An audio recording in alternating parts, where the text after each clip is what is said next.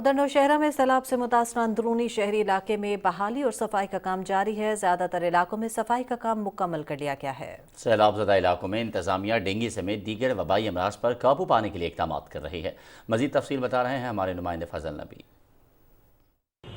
जी बिल्कुल, नौशहरा में सैलाब से मुतासर अंदरूनी शहर में बहाली व सफाई का काम जोर शोर से जारी है। कंटोनमेंट बोर्ड का अमला लोगों के घरों, मार्केटों, महलों से सैलाब के पानी निकालने में मसरूफ़ है। कंटोनमेंट बोर्ड के CEO मिस जुल्फ़िकार मंसूर के मुताबिक सफाई व बहाली के बाद इनको सबसे बड़ा चैलेंज डेंगू व दीगर अमराज पर काबू पाना है। हंगामी बुनियादों पर जर्मनी से खुसूसी तौर पर अद्वियात मंगवाई है। लॉन्ग टर्म अब हमने प्लानिंग करनी है, किसके घर में क्रैक्स हैं, किसके घर में नहीं है, क्या उनका घर रहने के लिए सेफ़ है या नहीं है। तो ये चीज़ें हैं जिन पे हम काम कर रहे हैं। इसके अलावा जो मेरे लिए सबसे बड़ा चैलेंज है इस वक्त वो ये है डेंगू का स्प्रे भी, टाइफाइड का। उसके अलावा हमने अपने सारे ट्यूबवेल्स को टेस्ट कर लिया है। 6 ट्यूबवेल्स हैं कैंट की हदूद में और 19 फिल्टर प्लांट्स हैं, सारे फंक्शनल कर दिए हमने, क्लोरिनेशन कर दिया है। सैलाब ज़िद्दा इलाकों में नुकसानात का तखमीना लगाने के लिए इन्होंने सर्वे भी शुरू कर दिया है।